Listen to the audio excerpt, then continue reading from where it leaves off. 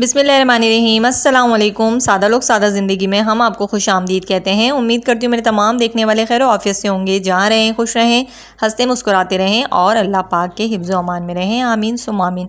तो जनाब इसी के साथ करते हैं अपने व्लॉग का आगाज़। अगर अभी तक आप लोगों ने मेरे चैनल को सब्सक्राइब नहीं किया तो प्लीज़ मेरे चैनल को सब्सक्राइब कर दें, लाइक कमेंट लाजमी किया करें। तो जनाब एक और सुबह का आगाज़ हो चुका है और आज आप लोगों से करनी है मुझे बहुत सारी बातें। तो काम के साथ साथ आपसे बातें भी होती रहेंगी, तो व्लॉग को पूरा देखिएगा, मुकम्मल देखिएगा। शायद मेरी बातें सुनकर आप लोगों का भी हौसला जो है वो बढ़ जाए और जो मेरी तरह बहनें और जो मेरे भाई वो शिकस्ता हाल होके बैठे हुए हैं यूट्यूब की वजह से कि भाई इतनी मेहनत कर रहे हैं, दिन रात की मेहनत है। कभी वीडियो वॉच करनी, कभी वीडियो अपलोड करनी, उसको एडिट करना, फिर उसको सही तरीके से देखना डालना, ये बहुत सारी बातें होती हैं। इसमें पूरा पूरा दिन सर्फ हो जाता है और कंटेंट तलाश करना, हर चीज़ में मेहनत लगती है और हर यूट्यूबर इस वक्त काफ़ी मेहनत कर रहा है। लेकिन उसके बावजूद अगर व्यूज़ ना आए, वॉच टाइम भी ना बढ़े तो दिल टूट जाता है। तो मेरे साथ भी कुछ दिनों पहले यही मामला चल रहे थे और मेरी समझ में नहीं आ रहा था कि मैं क्या करूं, और क्योंकि मुझे समझाने वाला कोई नहीं है। और ये चैनल मैंने ख़ुद से बनाया है। मेरे पूरे ख़ानदान में, ना मैके में ना ससुराल में कोई भी यूट्यूब पर काम नहीं करता। तो फर्स्ट मैं ही हूँ जिसने ये कदम उठाया है और मैं नहीं चाहती कि जो लोग मेरी पीठ पीछे बातें करते हैं और ये कहते हैं कि बड़ी आई यूट्यूबर बनने वाली और देख लेंगे कितना आगे बढ़ती है और कितना नहीं, तो उन सारी बातों को लेकर भी दिमाग में कुछ ना कुछ हलचल चलती रहती है। क्योंकि बहुत कम लोग होते हैं जो आपको पुश करते हैं, बहुत सारे लोग होते हैं जो आपको डिग्रेड ही करते हैं और जो लोग आपको मोटिवेट करते हैं वही आपके सच्चे साथी होते हैं। तो मेरे साथ भी यही हो रहा था।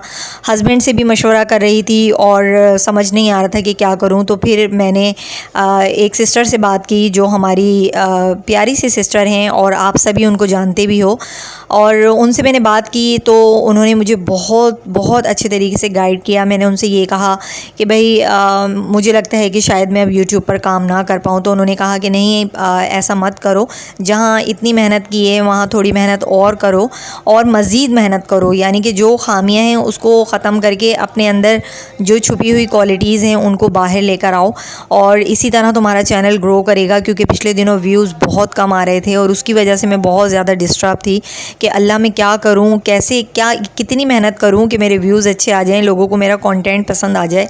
लेकिन बहरहाल कोई बात नहीं जी, ये तो होता ही रहता है, व्यूज़ अप एंड डाउन्स होते ही रहते हैं।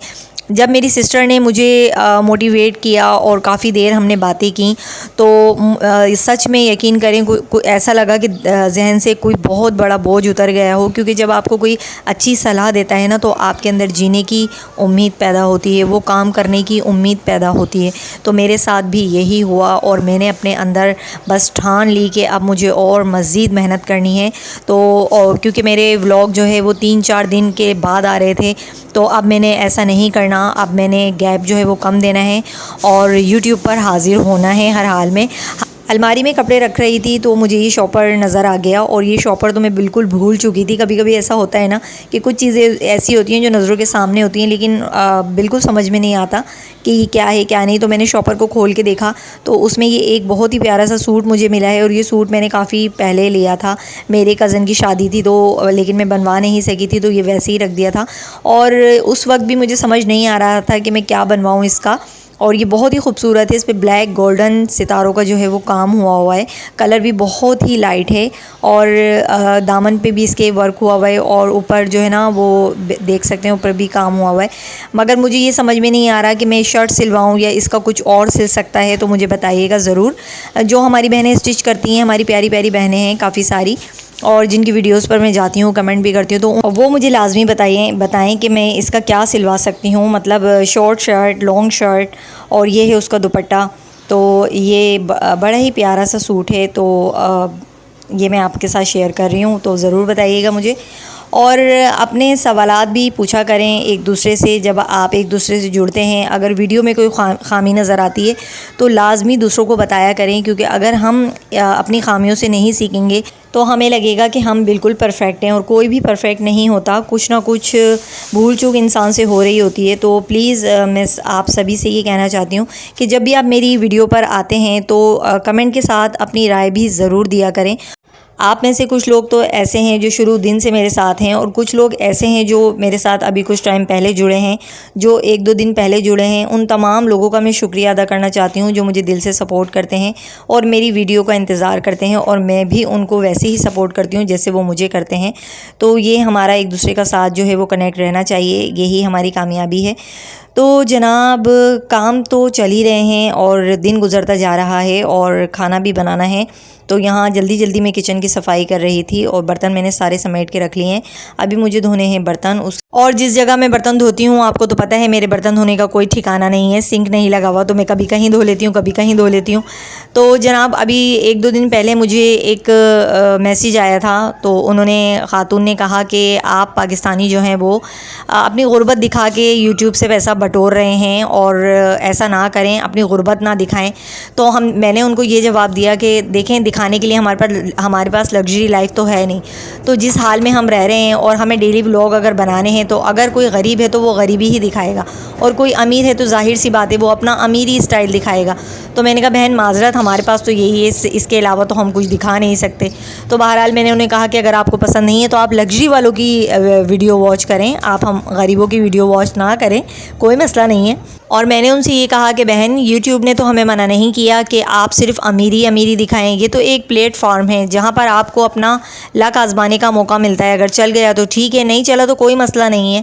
इतने सारे लोग हैं जो यूट्यूब पर काम कर रहे हैं, जो वीडियोस बनाते हैं और वो कामयाब भी हैं।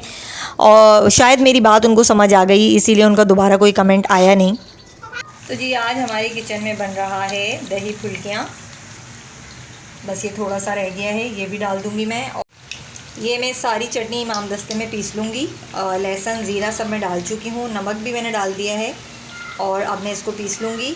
आखिरी हमारे पकोड़े रह गए हैं, ये फुल्कियाँ, इसको भी मैं ये पानी में मिक्स कर दूँगी और उसके बाद बघार लगा दूँगी। बहुत ही झटपट बन के तैयार हो जाती हैं ये फुल्कियाँ और बहुत ही मज़ेदार लगती हैं रोटी के साथ। तो जल्दी से मैं कर लेती हूँ जनाब इसकी बघार की तैयारी। वैसे आपस की बात है कि वॉइस ओवर करके वीडियो बनाना बहुत ही टफ़ काम है, कि उसको प्रॉपर तरीके से सेट करना पड़ता है। ये मैंने फ़र्स्ट टाइम अपना व्लॉग बनाया है फुल वॉइस ओवर में। तो आप लोगों ने ये भी बताना है कि ये कि आपको अच्छा लगा या नहीं लगा, ज़रूर बताइएगा कमेंट में मुझे। और जो बहनें वॉइस ओवर करके वीडियो बनाती हैं, भाई मैं उनको सलाम पेश करती हूँ, ये बहुत मुश्किल जॉब है। तो जी, ये रहा हमारा बघार का सामान। गोल वाली मिर्च, कड़ी पत्ता मंगाना मैं भूल गई थी, तो ये मैं खुश्क अपने पास रखती हूँ एमरजेंसी के लिए। तो अभी इसी से काम चलाएंगे। लहसुन है, डाल दिया है उसी ऑयल में जिसमें मैंने पकोड़े बनाए थे, उसी में से थोड़ा सा ऑयल लेके बघार लगाऊंगी मैं। और यहाँ हमारा तवा गरम हो रहा है, रोटी बनाऊंगी, उसके बाद हमारे दही बड़े हो जाएंगे बिल्कुल डन।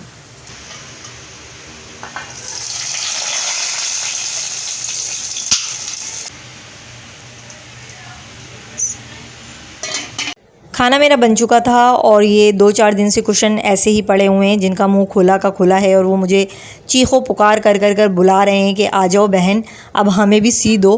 क्योंकि इसमें है अनाइज़ा के छोटे छोटे कपड़े और वो कपड़े बार बार निकलते रहते हैं और अनाइज़ा ख़ुद भी निकालती रहती है। जब भी इस रूम में आती है सारे कपड़े फैला देती है वो। तो आज मैंने हिम्मत करके मैंने कहा चलो ये काम भी फ़ाइनल कर ही दो भाई, जल्दी से सी सा के जान छुड़ाओ अपनी। कुशन कवर धोए थे, उसके बाद जो है इनको सीने का मौका नहीं मिल रहा था, और तो मैंने आज हिम्मत कर ली और ये काम भी फ़ाइनल हो ही गया। काम देर से होता है लेकिन हो ही जाता है।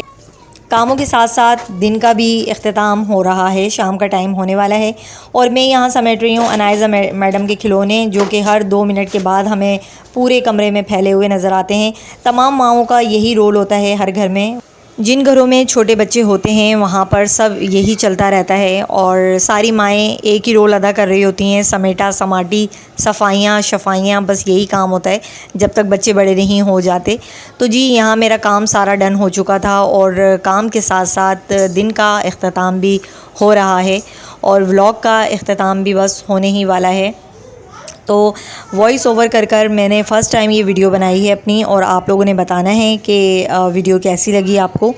आया मैं इसी तरह वीडियो बनाऊं या जैसे मैं पहले बनाया करती थी, तमाम चीज़ें जो मैं उसको दिखा रही होती थी और बातें भी चल रही होती थी वो सही है, या फिर इस तरह वीडियो बना के वॉइस ओवर करना ये ठीक है। तो प्लीज़ आप लोगों ने सबने बताना है, जो भी आपको बेहतर लगे अपना मशवरा मुझे ज़रूर दीजिएगा। दिन गुजरने का पता ही नहीं चलता। रात के तकरीबन 9:30 बजे का टाइम है और इरफान ले आए थे हलीम, साथ में थी हमारी दही फुल्कियाँ और इरफान बाज़ार से रोटी ले आए थे, तो वही हम लोग खा रहे हैं। तो आज का व्लॉग आपको कैसा लगा लाजमी बताइए, और इसी के साथ चाहती हूँ मैं आपसे इजाज़त। अपना बहुत सारा ख्याल रखिएगा। मिलेंगे फिर किस नेक्स्ट वीडियो में। अल्लाह हाफिज़।